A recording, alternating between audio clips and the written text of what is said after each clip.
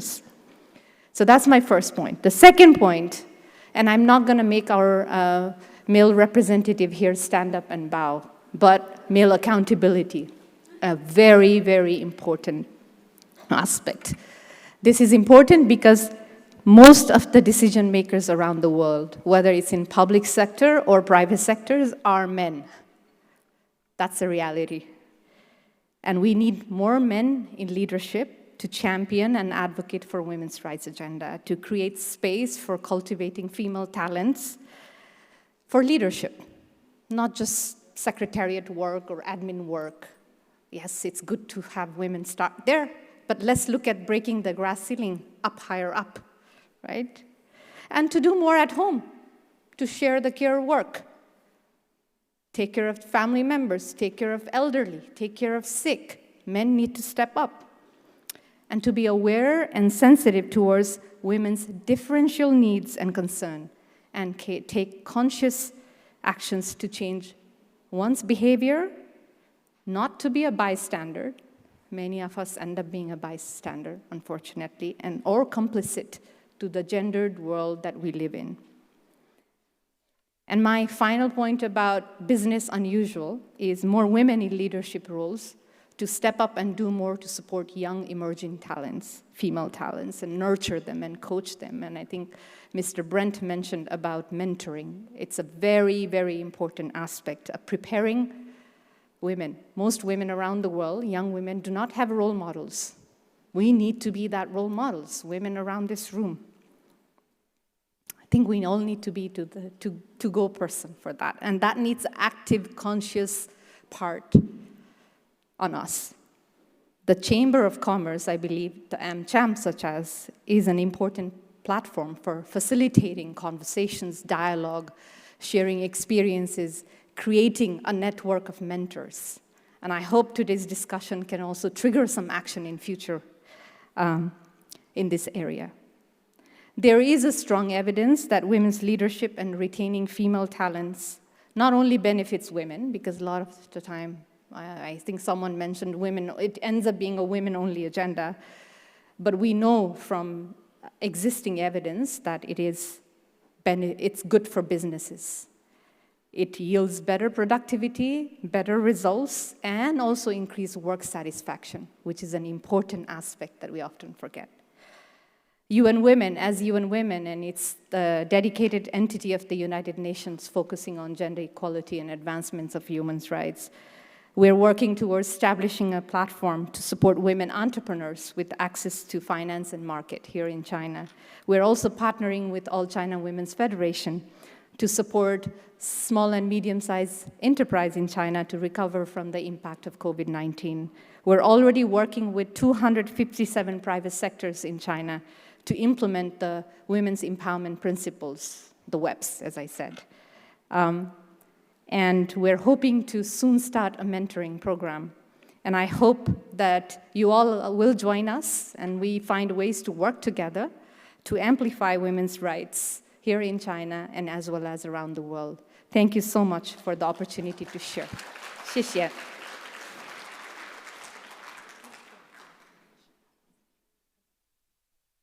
Thank you so much. Can I have all the other speakers please come up and take a quick picture, please?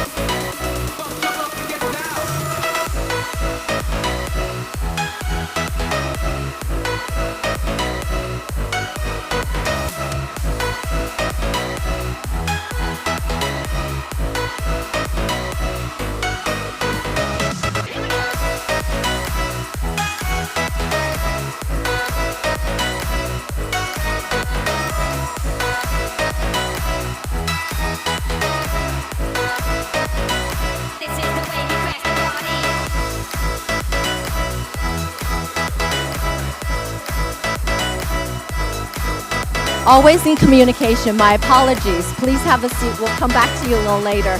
Okay, we just wanted to keep our welcome speakers to have a quick, because many of them will have to leave after this. So I apologize for that confusion. So got excited for a picture. We always get very excited for a picture. So thank you so much.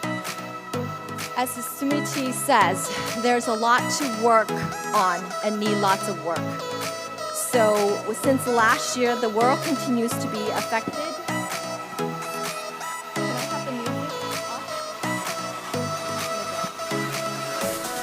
I'll wait.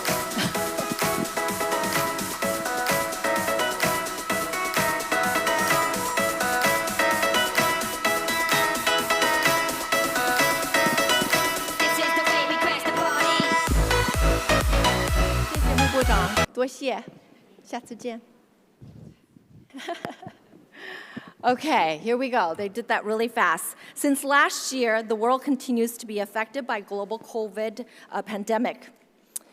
Findings from, we're going to get more statistics. Finding from a study by Deloitte reveals that almost 82% of the working women said their lives and routines have been negatively disrupted. Furthermore, almost 7 in 10 who experience disruptions are concerned that their career progression will slow down as a result or actually even go away, as Sumiti says. Many women are struggling with physical and mental health issues and uncertainties about their career prospect due to poor work-life balance. It is essential that organizations take action to prevent and reverse gender diversity progress and help minimize the long-term economic consequences the pandemic has had on women. What can be done to support and empower women to thrive in the workplace? Well, our next session, our panel discussion with the topic of empowering women to thrive in the workplace. So impactful factors and areas to explore. So can we please have the moderator and the speakers, the panelists, please come up? Good. We have Dr. Louise Chen, Group Managing Director, Greater China, The Economist Group, as our moderator, and then Barak Lahat, a Program and Partnership Specialist of UN Women, and Gloria Xu, Vice President, Greater China of Dow Chemical Company, and Li Ye, Vice President, Head of Corporate Affairs and Government Relations of Merck Holding China. So welcome, everybody. Thank you, Su-Chan. Can everyone hear us well? Awesome, thank you. Well, it's a great pleasure to be here today, and I love how the panel is comprised of. We have 2 ladies and 2 gentlemen apart from me. Chinese foreigners, we love the diversity here, don't we? So without further ado, let's go into the questions. As Su-Chan mentioned, this panel will be about women empowerment, especially in the workplace. So I think how we will structure is that I will put a question to each of the panelists and then share some of the questions that whoever feels like pick up, please jump on that. And then we will open up for Q&As. So why don't I start with a lady, Madam Li Ye. What have you observed to be the challenges or gaps that are very unique to working women in China, please? Okay, to find out the gaps and challenges the women facing the challenges here, Merck launched a project together with SCH Asia together to conduct a survey among 100 women and 10 multinational companies. The project-based the survey is called Healthy Woman, Healthy Economy. After we find out, did the survey interviews, the focus groups, we find there are major 5 different gaps that Chinese women are facing. The first is the family responsibilities. Chinese women here, especially the working level women, are facing higher expectation from the society, taking more % of the family share than men. So the family responsibilities sometimes make the women's careers a lot of difficulty and a lot of burdens. And it also sometimes limits the chance of succeed in the career. Number 2 is the childcare in China. Good quality of healthcare is lacking, and the skills and the resources to obtain the good healthcare it's difficult to find, although in China people say it's relatively easy to buy domestic help and also to get the extended family support, but mother cannot be really replaced by others, support, paying the care. You have to do it by yourself, and the father have to do it by yourself, taking the same equality of the share of the family. So child care is a problem. The third one is in China, the labor laws still require women retire at the age of 55. So that is 5 or even 10 years younger than men. So if a woman retires in the 55, then if in Beijing, the life expectancy for women is about 83 this year. So then what are we going to do in the rest of the 30 years? So that's a bit of waste. So then sometimes the employer will see that having conscious investment in promoting women, it will be limited the return of the investment, limits of a return of the investment. So deliberately to support a woman to go to the leadership team, it's taking extra effort, and then it wouldn't be too much a principle and a fundamental the policies. And the third one is sometimes the paternity leave is rarely be fully taken. The men and especially the busy male employee don't take enough of the paternity leave, and feel pressurized to take a full-time paternity leave. They feel they probably will show up not to their full performance during the paternity leave. So that's also an issue.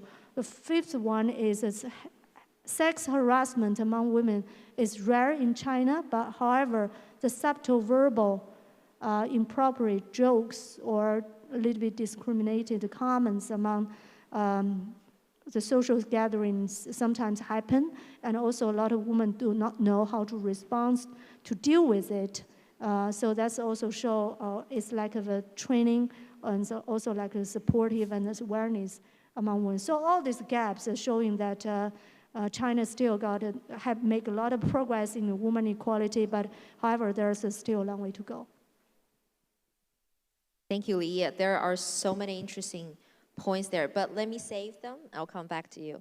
And let me now go to a gentleman, Burak. How about you? So we just heard from UN Women about how the global challenges, and especially how COVID-19 has brought so many negative disruptions to women's lives. So how do you see COVID-19 has played a role in the issues, especially around working ladies' life? Thank you.